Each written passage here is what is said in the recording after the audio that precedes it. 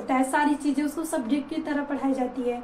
तो अभी मतलब हम छोटे रहते हैं तो हमें ये लगता है कि बस ये चीजें पढ़ना, रटना, लिखना, यही सारी चीजें हैं। लेकिन जब हम बड़े होते हैं, धीरे धीरे उच्च क्लासों में जाते हैं, तो कुछ रिलेट करते हैं, जब रिलेट करके पढ़ाया जाता है तो बहुत ही अच्छी वाली फीलिंग्स आती है कि वाकई में मतलब हाँ, हम जो पढ़ रहे हैं उसका कुछ उपयोग है। तो आज ये इसी का कुछ अच्छी सी फीलिंग लेने वाली हैं। और टॉपिक है आज का टोटल इंटरनल रिफ्लेक्शन, जिसे हम बोलते हैं पूर्ण आंतरिक परावर्तन। इससे बहुत सारी चीजें सीखेंगे आप। जैसे आपको डायमंड बहुत ही, डायमंड का नाम सुनते हैं ना, मतलब एक सबसे मतलब खूबसूरत उसकी ज्वेलरी बनती है। तो आखिर डायमंड इतना चमकता क्यों है, आज हम उस चीज के बारे में जानेंगे। तो आइए, बहुत सारी चीजें हैं, ऐसी चीजें होती हैं, इस टॉपिक को पढ़ने के बाद हम इसका उपयोग मतलब देखेंगे कि इसी के वजह से ये होता है। तो आइए सबसे पहले हम टॉपिक पढ़ते हैं। तो आज का टॉपिक है पूर्ण आंतरिक परावर्तन। अब हम पूर्ण आंतरिक परावर्तन कहते किसे हैं?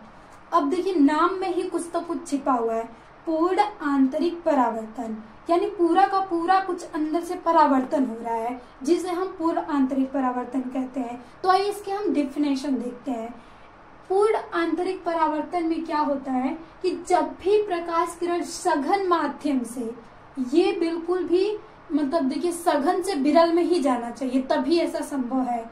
जब भी प्रकाश की किरण सघन माध्यम से विरल माध्यम में क्रांतिक कोण से जरा सा अधिक कोण पर आपतित होती हैं, तो संपूर्ण प्रकाश परावर्तित होकर सघन माध्यम में ही लौट जाता है। ये है हमारे डिफिनेशन। अब ये डिफिनेशन आपको हार्ड लग रही है कि ये क्रांतिक कोण, ये सारी चीजें क्या है। तो देखिए, हम सबसे पहले देखते हैं। सबसे पहले हम देखते हैं कि आखिर क्रांतिक कोण क्या है। तो हम यहाँ से बनाते हैं कि क्रांतिक कोण क्या है।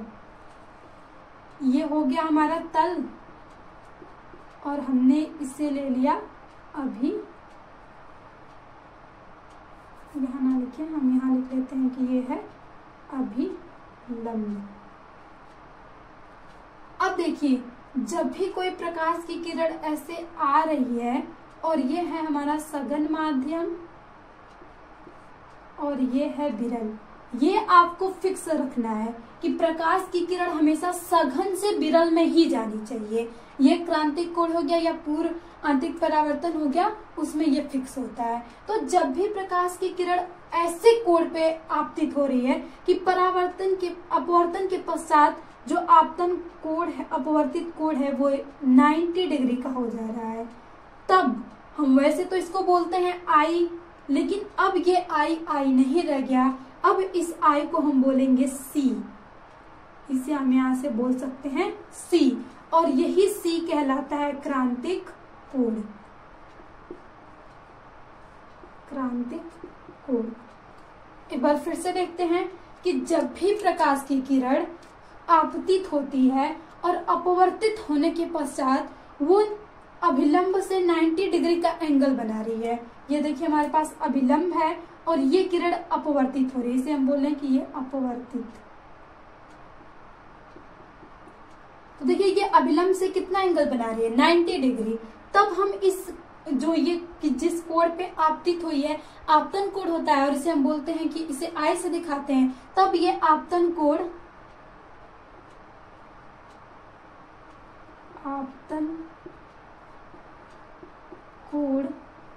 को हम क्रांतिक कोण कहते हैं। क्रांतिक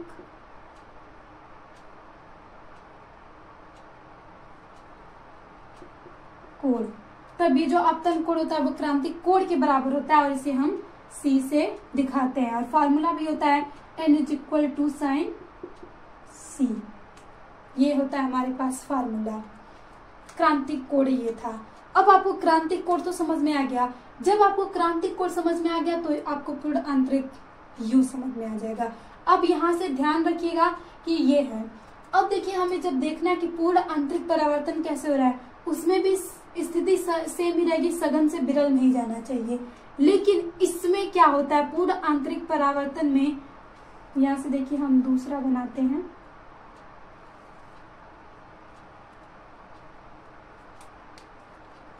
यहाँ पे ये जो किरण आपतित हो रही है ये है आई, और ये बड़ी है क्रांतिक कोण से। यानी इस कंडीशन में हम देखते हैं कि क्रांतिक आपतन कोण क्रांतिक कोण से अधिक। जब भी ये कंडीशन आ जाएगी तो इस तब ये हमारी प्रकाश किरणें यहाँ से आ रही हैं तो इधर न जाके ये पूरा का पूरा सघन माध्यम में क्या हो जाती है, परावर्तित हो जाती है। और यही प्रक्रिया हमारी कहलाती है पूर्ण आंतरिक परावर्तन। ये यहाँ से आई, और ये आई जो है वो सी से बड़ा है। जब भी ये सी से बड़ा, जरा सा भी बड़ा होगा तो हमारा प्रकाश की जो किरण आ रही थी ये हो गया आपका विरल माध्यम और ये हो गया सघन माध्यम। तो यहाँ से ये विरल में जा रही है, नहीं, ये पूरा का पूरा किस में चली गई, सघन में चली गई।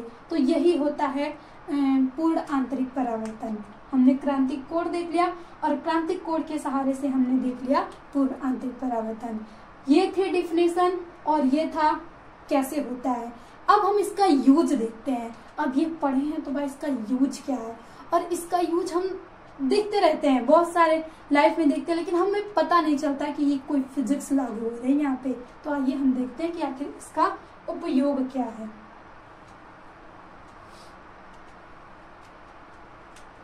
यहीं पे देख लेते हैं हम।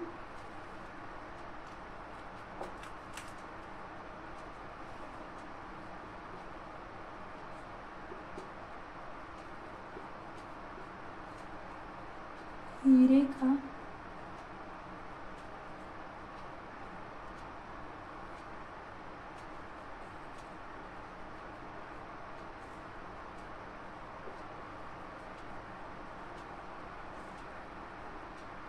हीरे का चमकदार दिखाई देना,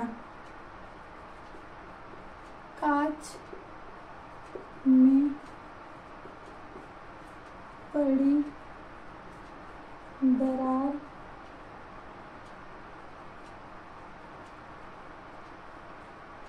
का चमकना,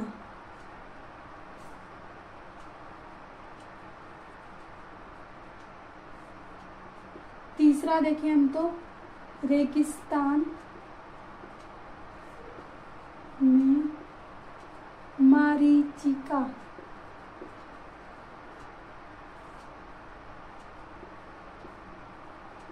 दिखाई देना। ये सभी उदाहरण हैं पूर्ण आंतरिक परावर्तन के। हीरा इतना तेज क्यों चमकता है? पूर्ण आंतरिक परावर्तन होता है जिसके कारण हीरा जो होता है इतना तेज, इतना चमकदार दिखाई देता है कि जो सबको अपनी ओर आकर्षित करता है। भाई सभी लोग तो हीरा खरीद नहीं सकते, हम जैसे आम लोग।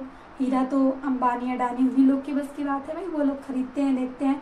हम लोग रियली में होंगे, बहुत कुछ लोग देखे होंगे, हमने तो इमेज में ही देखा है। अभी ऐसे मतलब बहुत सारी चीजों में ऐसे देखे हैं कि चमकता है। अगर हम आर्टिफिशियल की बात करें तो बहुत सारे हीरे जैसी संरचना आती है, ये लॉकेट जैसा आता है तो हम देखते हैं वो भी बहुत तेज चमकता है। तो वो भी किसका उदाहरण होता है? पूर्ण आंतरिक परावर्तन के। अब ये जो है तो इसको तो हम आसानी से देख सकते हैं। कोई कांच आप देखिए, घर में जो कांच टूट जाती है तो अगर उसमें थोड़ी सी, मान लीजिए आपसे थोड़ी सी भी कांच गिर गई तो मतलब कुछ ऐसे टूटता है कि मतलब थोड़ा पता नहीं चलता है। लेकिन कांच में थोड़ी सी भी दरार पड़ गई तो वो चमकेगी और फिर मम्मी से चप्पल तो पड़ने वाली है ही, फिर पिटेंगे, क्योंकि वो छुपाने लायक तो चीज है नहीं। दर्पण कोई जैसे ही दिखेगा उसमें अगर कांच टूटा हुआ है तो जहां जैसे थोड़ी सी भी टूटा हुआ है तो पूरी लाइन पता चलती है। तो वो कैसे पता चलती है? पूर्ण आंतरिक परावर्तन के कारण वो तेज चमकती है, उसमें जो भी लाइनें होती हैं। फिर तीसरा उदाहरण है रेगिस्तान में मारीचिका का दिखना। अब रेगिस्तान तो पता है, ये मारीचिका क्या होती है? तो देखिए मारीचिका, अब रेगिस्तान में जो लोग राजस्थान के, गुजरात के होंगे वो लोग तो देख सकते हैं कि रेगिस्तान में जाके कि मारीचिका क्या होती है। तो आइए हम देखते हैं मारीचिका क्या होती है। लेकिन जो इधर है, जैसे अदर राज्य के लोग, अदर स्टेट के। तो अगर आप कभी सड़क पे तेज धूप में निकलेंगे, तेज चलचलाती धूप में निकलेंगे और आप किसी वाहन से जा रहे हैं, तो आपको ऐसा लगेगा ना कि आगे पानी है, आगे आप नहीं जा सकते। मतलब एक वहां पे आपको ऐसे पानी झिलमिलाता हुआ दिखेगा कि वहां पे ऐसे लगेगा कि पानी है, नदी है। वही होती है मारीचिका। तो रेगिस्तानों में तो वैसे ही गर्म होता है, रेगिस्तान में, तो वो भी पूर्ण आंतरिक परावर्तन के कारण वहां तो मारीचिका दिखाई देती है। अब यही नहीं कि केवल गर्म स्थान पे मतलब तेज धूप हुई तभी, ये ठंडे प्रदेशों में भी दिखाई देती है मारीचिका का। अगर मान लीजिए, अगर अभी आप मतलब ऐसे और कुछ देखना चाहते हैं, तो अगर आप कभी ऐसे कुछ चीजें जला रहे हैं और उनमें से धुआं बहुत सारा निकल रहा है, तो आपको उस धुएं में ऐसा लगेगा ना कि वो धुआं नहीं, पानी झिलमिला रहा है। लगेगा कि आपको जैसे पानी की जैसे नदी में पानी झिलमिल करता है, वैसे आपको दिखेगा पानी झिलमिला रहा है। तो वही होती है मारीचिका। पानी मतलब पानी के जैसे आभास होना, लेकिन वो पानी तो होता नहीं है, तो हम बेवकूफ बन जाते हैं। अगर मान लीजिए हम पूरा ऐसे सड़क पे जा रहे हैं, बहुत तेज धूप है और हम फिजिक्स जानते नहीं हैं और हम बस ऐसे चलाते जा रहे हैं और आगे लग रहा है कि पानी है, तब आप वहीं रुक जाएंगे कि अरे आगे पानी है, हम तो जाएंगे ही नहीं। तो अगर आप फिजिक्स पढ़े हैं तो कहेंगे अरे ये तो मारीचिका है। बस आभास होता है हमें, वही होती है मारीचिका। अगर अब देखिए आप पढ़ लिए, अगर आप ध्यान देंगे, देखिए हम कोई चीजें पढ़ लेते हैं ना, तो हमारे पास एक्साइटमेंट आ जाती है कि हम उस चीज को देखें। तो अगर आप ध्यान देंगे तो आपको जरूर देखने को मिलेगी। तो ये था पूर्ण आंतरिक परावर्तन, ये पूरी डिफिनेशन हो गई। देखिए क्लास 12th और 10th दोनों में इम्पोर्टेंट है, और ये किसी भी मतलब देखिए कोई भी एग्जाम्स कॉम्पिटिटिव होता है, जैसे एसएससी सीजीएल जो भी होता है, तो उसमें ये सब उदाहरण देके पूछता है कि ये किसका उदाहरण है, तो वहां भी काम आ जाएगा। इसीलिए ये बहुत इंपॉर्टेंट टर्म है।